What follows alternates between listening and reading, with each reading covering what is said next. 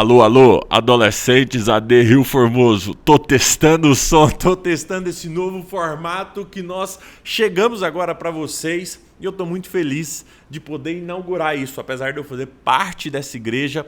Hoje eu não vou conseguir estar junto com vocês, mas, porém, contudo, entretanto, esse formato vai chegar independente se eu estiver aí ou não. E sabe o que é o melhor? O melhor não é eu estar aqui, o melhor é que os maiores pregadores, evangelistas, avivalistas, missionários, cantores do mundo inteiro vão poder estar aqui nessa tela trazendo uma palavra para você, para o seu coração, através dessa estratégia. Então nós quebramos toda barreira geográfica, toda barreira de capacidade da nossa igreja, toda barreira financeira de poder trazer, deslocar e tudo. A gente quebra tudo isso e a gente traz para vocês aqui através dessa tela. Então, a palavra de Deus, que é o mais importante, vai chegar até vocês. Então, nós vamos ter agora um momento super especial no nosso culto, onde nós vamos trazer uma mensagem para você. E eu creio que o mesmo Deus que está aqui comigo, agora é a tarde, tá vendo? Aí já é a noite, mas o mesmo Deus que está aqui, ele alcança vocês aí através dessa mesma palavra. Então, abra sua Bíblia aí. Aliás, antes de abrir sua Bíblia, eu queria dizer algo para vocês. Às vezes nós temos o mau costume de ignorar os adolescentes, as crianças da nossa igreja, acreditando que eles são a próxima geração, ou que eles ainda precisam amadurecer para poder fazer qualquer coisa dentro da casa de Deus. Mas o que a Bíblia fala é completamente o oposto. Se a gente for ver as histórias da Bíblia, se a gente for ver algumas pessoas, eu estou aqui com a minha Bíblia, né? É o meu celular, mas se a gente for ver algumas pessoas aqui que a Bíblia menciona, cara, eram crianças, eram adolescentes quando Deus resolveu usá-las, né? Davi, ele fala que mata um urso, mata um leão antes mesmo de derrotar Golias, e ele era simplesmente um adolescente dentro da casa do seu pai. Salomão, quando através daquele sonho, quando Deus aparece para ele falando, ó, pede o que você quiser, e ele pede sabedoria, alguns estudiosos falam que ele tinha 13 anos de idade. Josué, quando ele assume no lugar de Moisés, era um adolescente. Todos os discípulos de Jesus, exceto Pedro, lembra daquela passagem quando Jesus,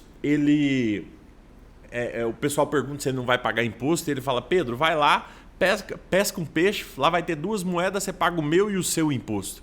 Na verdade, a Bíblia vai falar que só está pagando dele e o de Pedro porque só ele e Pedro tinham maior idade e deveria pagar imposto. Então todos os outros discípulos tinham menos de 21 anos. Ou seja, tinha 20, tinha 19, tinha 18, tinha 17, né?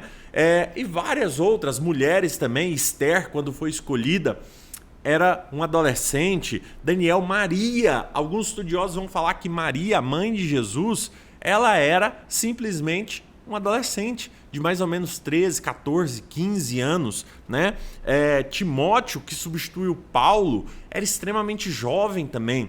Então, várias e várias histórias da Bíblia, a Bíblia vai narrar e contar para você que eram adolescentes.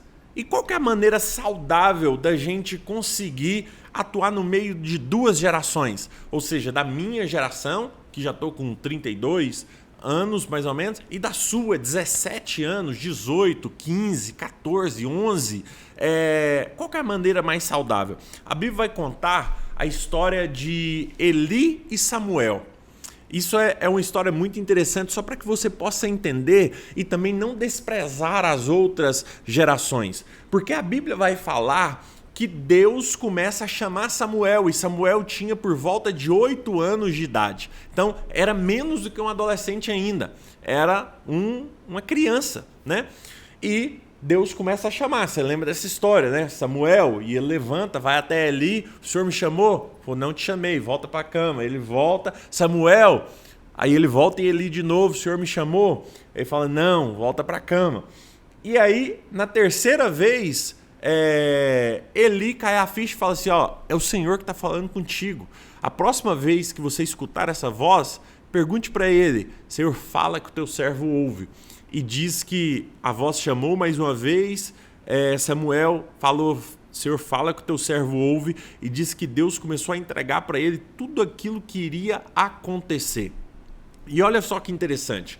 Então, existe uma nova geração que está buscando a Deus, existe uma nova geração que é um recomeço, existe uma nova geração que escuta a voz de Deus, que Deus tem planos para eles, mas que não consegue entender que Deus que está falando, não consegue entender o chamado e precisa de uma outra geração que vai entregar para eles e falar assim, ó, é Deus que está falando contigo, é Deus. Então, existe uma geração anterior que dá instrução, mas existe a geração nova que escuta a voz de Deus. A geração antiga talvez já não escuta mais, a geração nova está escutando, mas a geração antiga que dá instrução para aquilo que a voz está falando realmente surta efeito. E foi isso que aconteceu na vida de Samuel. Samuel foi um dos homens mais brilhantes que já existiu na Bíblia. A Bíblia vai falar assim que além de sacerdote, ele também era profeta, né? E ele também era juiz entre o povo. Então, foi uma das únicas pessoas da Bíblia que tiveram essas três funções simultâneas durante o exercício do seu chamado, né? Então, tanto é que quando o povo fala assim, ó, nós não queremos mais um juiz, nós não queremos mais Samuel dessa forma, nós queremos ser igual às outras nações. E nós queremos um rei, que aí pede Saul e tudo mais, você deve conhecer essa história. Que Samuel fica chateado, Deus fala assim, ô Samuel, fique tranquilo, porque eles não te ofenderam, eles ofenderam a mim. Ou seja, é uma geração de pessoas que quando qualquer pessoa fizer qualquer coisa contra você, na verdade, está fazendo contra Deus. Porque é uma geração que escuta e que faz aquilo que Deus está mandando. E olha só, vamos começar a palavra aqui. Na verdade, vai ser uma breve meditação. Mateus 25, 21. E fala assim, olha só. E o seu Senhor lhe disse, bem-está, servo bom e fiel. Sobre o pouco foste fiel, sobre o muito te colocarei. Entra no gozo do teu Senhor. Isso aqui está falando que um servo, ele foi fiel no pouco e foi colocado no muito. Mas o que eu quero trazer para vocês é que nós, como eu disse no início, nós temos a péssimo hábito de não aproveitar o que é jovem, de não aproveitar o que é pouco, de não aproveitar o que é simples, de não aproveitar o que é o início das coisas. Então, nós quando somos adolescentes, nós estamos no começo da nossa vida. Nós estamos tomando as primeiras decisões da nossa vida e nós precisamos tomar muito cuidado, porque é nesse momento que nós nos encontramos no meio de uma encruzilhada, né? No meio de uma bifurcação, e nós precisamos escolher o melhor caminho a se seguir. E nem sempre nós sabemos qual é o melhor caminho a se seguir. E é por isso que nós precisamos estar alinhados com a vontade de Deus. Nós precisamos estar colados na vontade de Deus, porque no mundo tem coisas que fazem sentido. Tem coisas que você vai olhar, as pessoas vão falar e vai fazer sentido para você. Você vai começar a pensar, poxa, faz sentido o que essa pessoa está falando. Eu lembro quando eu era jovem, adolescente, as pessoas falavam assim, mas você não vai na festa não? E meu pai não deixava, né? Mas você não vai na festa fulano de tal não? Você não vai no churrasquinho do tal pessoa? Você não vai na festa não sei da onde? E meu pai não deixava, né? E eu falava assim, não vou ter como não, nossa, eu vou ter um outro compromisso, porque eu não podia falar que era meu pai que não deixava, né? E sabe o que acontece? No outro dia, que estava todo mundo comentando sobre a festa, todo mundo falando que perdeu, aquilo fazia muito sentido na minha cabeça, sabe? Tipo assim, poxa, faz sentido, eu tô perdendo a minha vida. Poxa, eu tô ficando para trás. Poxa, todo mundo tá indo para frente, todo mundo tá andando, todo mundo tá aproveitando todo mundo e parece que meu pai tá me segurando lá atrás. Até eu ler a Bíblia, falar assim que os filhos são como flecha na mão do arqueiro. Ou seja, uma flecha, quanto mais você puxa ela para trás, e esse era o meu sentimento, que eu estava ficando para trás, quanto mais você puxa para trás, quando você solta, mais longe ela vai. Então nós precisamos entender isso, que às vezes, apesar da gente achar que, poxa, ser crente é ser ultrapassado, é ficar para trás, é não progredir, é ficar sempre para trás. Mas não se engane, no momento que a flecha é lançada, você vai muito mais longe. Porque esse é o papel do seu pai. Então talvez você tenha uma mãe rígida, uma mãe que coloca pressão, né? Esse é o ato da flecha. Quando você começa a puxar ela para trás, começa a botar pressão em cima dela. E a hora que ela solta, ela vai como flecha certeira em cima do alvo. Então o que eu quero dizer para vocês, não despreze o novo começo, não despreze essas fases da nossa vida onde até parece que nós estamos sendo puxados para trás. Não despreze o que é pouco. Deus nunca teve problema com pouco. Na verdade, quem tem problema com pouca idade, pouca experiência, pouco dinheiro, tudo somos nós. Mas o Deus que nós servimos, nada que ele faz começa grande. Tudo que ele faz começa pequeno. Até mesmo quando ele enviou Jesus, ele enviou para nascer de uma virgem dentro da barriga, embrião, feto, e foi crescendo à medida que o tempo passava. Então, o único ser humano que foi criado pronto, esse ser humano falhou, que foi Adão e Eva. Esses foram prontos, eles não passaram pela barriga, não foram crescendo. Esse não teve essa experiência. E na primeira oportunidade eles falharam. Agora o ser humano, Deus, que foi colocado dentro da barriga de Maria, esse passou por todos os processos.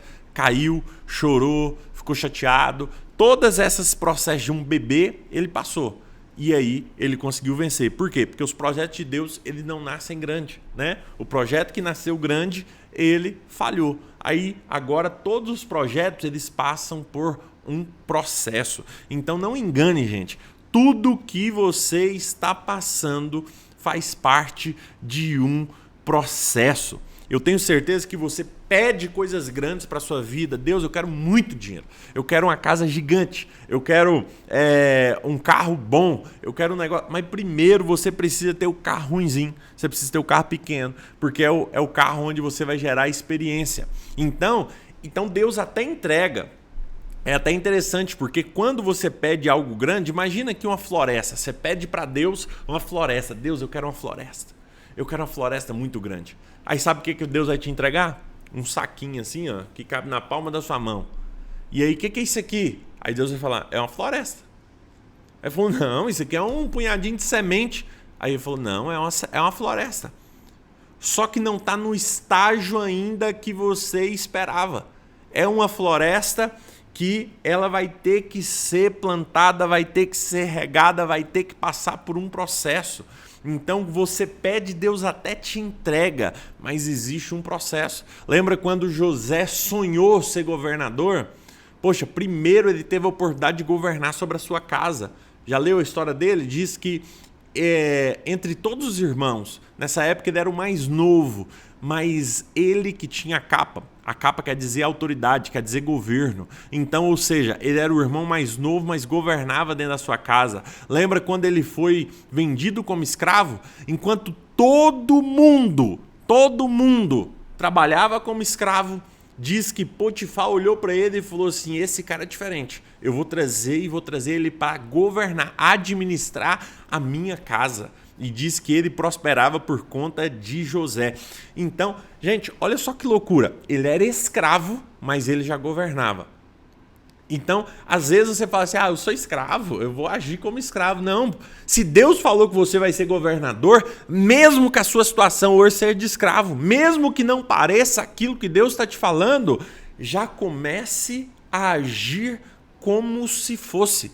Lembra? Depois ele foi jogado dentro da prisão. Aí fala, agora ele vai agir como prisioneiro. Sabe o que acontece? A Bíblia vai falar que o carcereiro entregou a chave da cadeia nas mãos dele. Ou seja, quem tem a chave da cadeia é quem governa sobre a cadeia. É quem decide quem sai, quem fica, quem entra, quem sai. É ele. Ou seja, então ele era um presidiário, mas ele já governava. Porque ele entendeu que aquilo que Deus tinha colocado sobre a vida dele, independente da circunstância, independente do processo que ele deveria passar, independente do tempo que levaria, ele precisava estar pronto. Porque uma coisa a gente precisa aprender: primeiro vem o encargo, depois vem o cargo.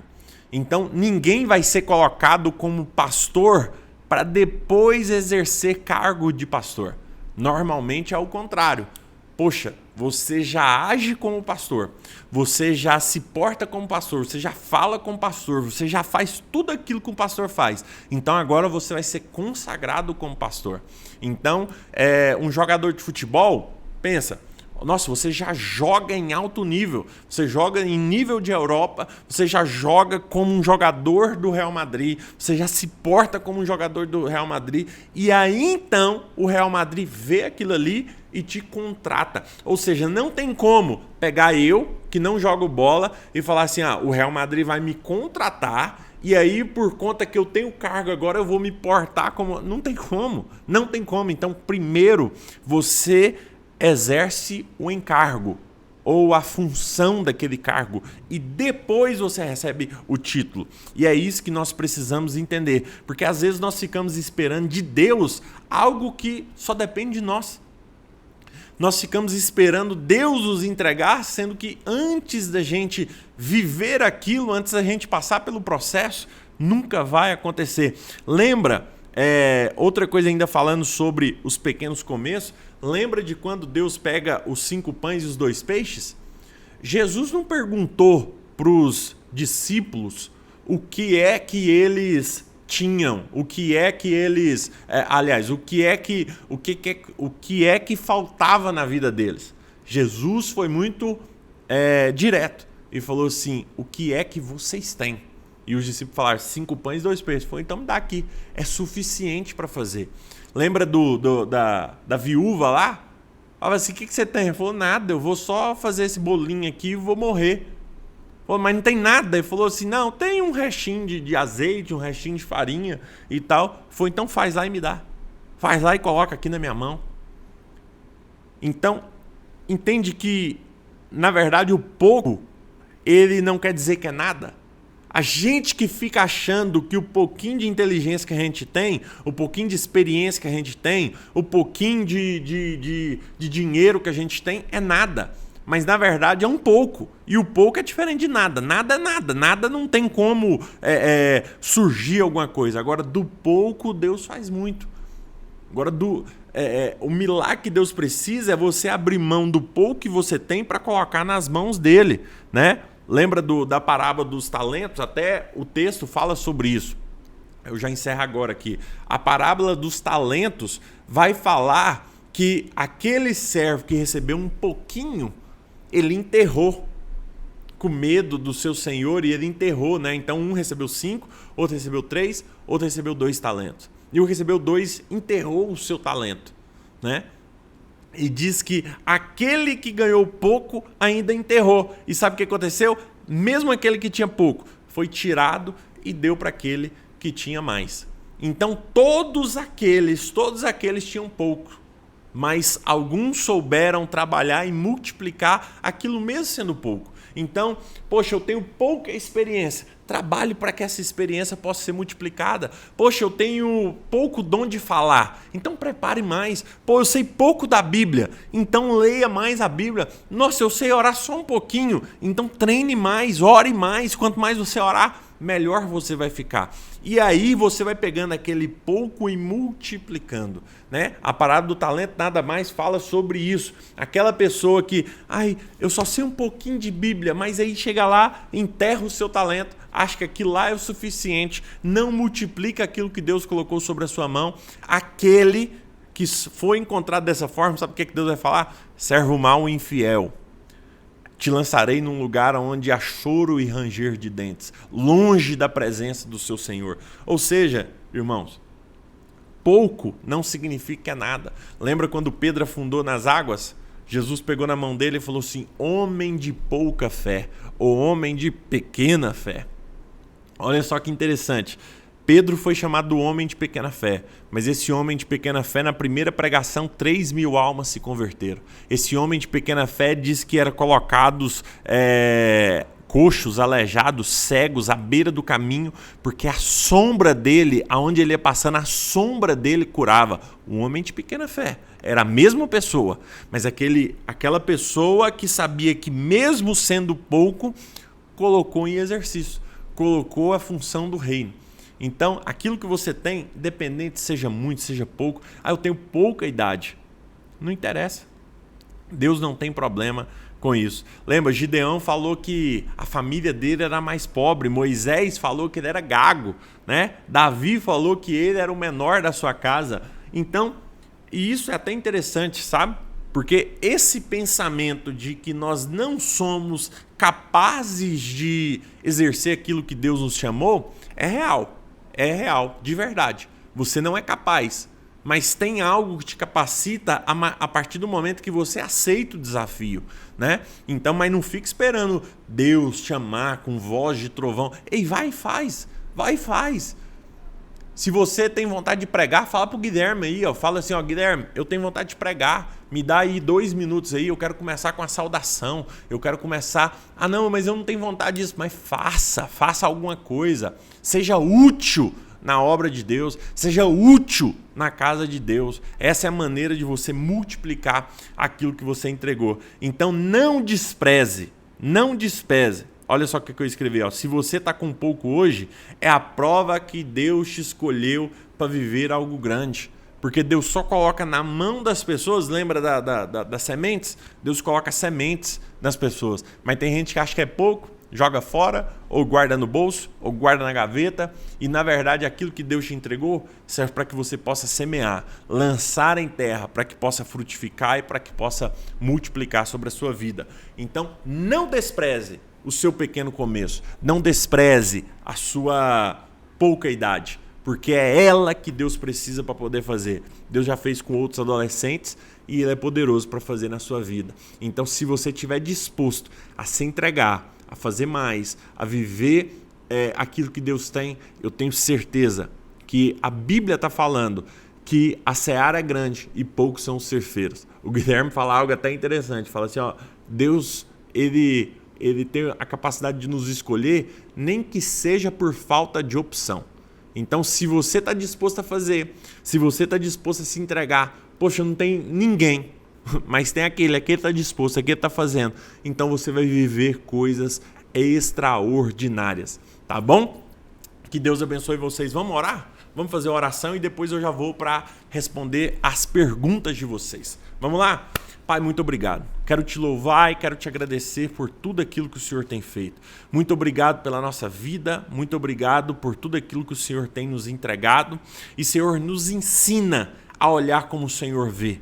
Nos ensina até a visão que o céu tem a nosso respeito. Nos ensina a falar aquilo que o céu tem para a nossa boca. Nos ensina a valorizar aquilo que o Senhor colocou nas nossas mãos. Que nós possamos cada dia crescer, desenvolver, nos colocarmos sempre à disposição para poder fazer a Tua vontade, para poder seguir e andar nos Teus caminhos. Que o Senhor tenha liberdade para nos usar e para poder fazer conforme o Senhor quer na nossa vida. Em nome de Jesus.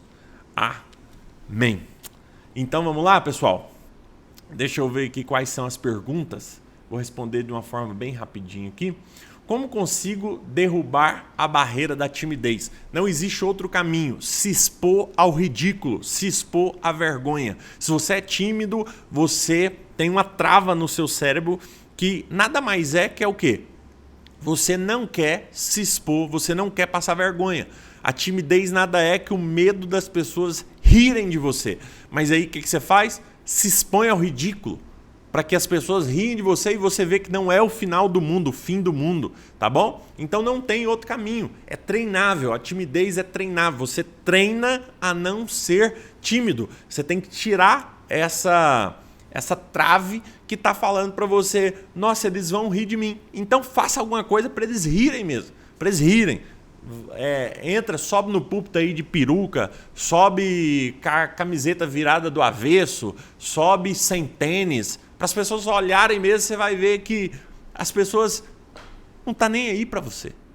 Não tá nem aí, eles vão rir ali nos primeiros 5 minutos, mas depois de 5 minutos ninguém lembra de você mais, então não tem por que ter timidez, tá bom? 2. Como me portar dentro da igreja, sendo um adolescente animado, mas não sem reverência. Pessoal, reverência é o seguinte, se você acha que está errado, já está errado. Se você acha, meninas, nossa, será que eu vou com essa roupa para a igreja? Se você acha, já está errado. Já não vai. Se você acha, já não faz. Nossa, será que eu deveria... Já não faz. Né? Porque a boa conduta... ela não gera dúvidas, né? Então, a boa conduta ela não gera dúvidas. É lógico, você não precisa perder a sua espontaneidade, você não precisa perder a sua animação, grita quando é para gritar, bate palma quando é para bater, pula quando é para pular e tal, mas sem perder a reverência de saber que você está num lugar na casa de Deus. É lógico, é casa de Deus, mas é casa do seu pai também. Na casa do nosso pai nós temos liberdade. É por isso que nós cantamos, é por isso que nós pulamos, é por isso que nós celebramos, mas nunca perdendo o respeito e perdendo a reverência. Então, se você é animado, parabéns, continue animado, mas se algo te gerou dúvida, será que eu deveria fazer isso? Não faça, tá? Porque se gerou essa dúvida, o melhor é não fazer. Qual a diferença entre identidade e chamada? Identidade é aquilo que você é, chamada é aquilo que você faz. As pessoas costumam falar, eu sou pregador. Não, você não é pregador não. Pregador é aquilo que você faz, você prega a palavra. Eu sou baterista. Não, você não é baterista. Sua identidade é de filho. É por isso que muitas pessoas que não conseguem enxergar essa identidade têm tanta crise existencial, têm tanta crise porque não entendeu o primeiro. Poxa, a sua identidade é de filho de Deus, né? E o seu chamado é aquilo que você faz. Nunca mistura as coisas. As coisas começam a desandar quando você passa a achar que você é aquilo que você faz e você não é. Tá bom? Então, eu já vi muitos pregadores que pararam de orar, já não tinha mais tempo para orar, porque a agenda lotou de pregação. Cantores que pararam de adorar porque o que mais dava ibope era cantar, sei lá, a musiquinha lá que na verdade não expressava aquilo que ele estava sentindo. Está fazendo sentido para vocês? Então, identidade é aquilo que você é e você precisa viver. Então, você é um filho, você é um adorador, você é uma pessoa que vive em essência o evangelho. Então, primeiro você vive isso. Segundo, você vive o seu chamado. Segundo, se der tempo, você vive o seu chamado. Tá bom? Porque o seu chamado não é maior do que a sua identidade. Deu para entender? Então, não interessa se você prega 200 vezes por mês. Não interessa se você canta maravilhosamente bem. Não interessa. Se você não tem relacionamento com Deus, de nada vai adiantar. Se você não tira tempo com Deus, de nada importa. Tá bom? Quarta pergunta. Quais passos devo dar para crescer espiritualmente? Leitura da palavra, oração e jejum. É o tripé do evangelho. É o tripé para você buscar intimidade. Tá bom? Então, se você quer crescer espiritualmente falando, tem esse tripé muito bem estabelecido. Então, pelo menos uma vez ali, 1, 2, 3 vezes no mês, tira um período de jejum, um período que te desafie, né? Não para você comprar a vontade de Deus. Não, se eu fizer um jejum, Deus vai atender a minha oração. Porque normalmente nós fazemos jejum com essa ideia, né? Mas não. Na verdade, quanto mais jejum você faz, mais fraca a sua carne fica e mais alto o seu espírito grita. Então, Então, quanto mais jejum você faz, quanto mais oração você faz, quanto mais leitura você faz, melhor fica para você entender a vontade de Deus para você. Quinta pergunta: como lidar com a ansiedade na adolescência? Algumas pessoas dizem que a ansiedade é o excesso de futuro, assim como a depressão é o excesso do passado e o estresse é o excesso do presente. Nós precisamos entender vamos dizer assim, a forma correta da gente viver. A gente precisa lembrar do nosso passado só a nível de consulta. Lembra? Já viu quando você quer fazer alguma consulta? Vocês não lembram disso, né? Do Google. Lembra do Google? Eu ia falar da Barça, mas vocês não vão lembrar disso. Do Google, quando você quer fazer uma consulta lá, então o seu passado ele só serve como experiência de consulta para você não errar de novo. O seu presente é aquilo que você tem que dar a maior importância. Poxa, você está com alguém hoje, esquece o celular, esquece as outras coisas, fica com quem você está agora. Você está brincando, vai brincar. Você está rindo, vai rir. Você está viva aquilo que você tem. Mas você tem que ter também o futuro como uma meta. Você sempre precisa trabalhar com metas. Você sempre precisa trabalhar com aonde você quer chegar, tá bom? Então a ansiedade é o excesso de você querer viver o próximo passo antes de viver o agora. Só que sabe qual que é o problema? Você perde o hoje e perde o amanhã também, tá bom? A nossa geração é 100% ansiosa. Se você não tem ansiedade, se você não sofre de ansiedade, você é uma pessoa privilegiada.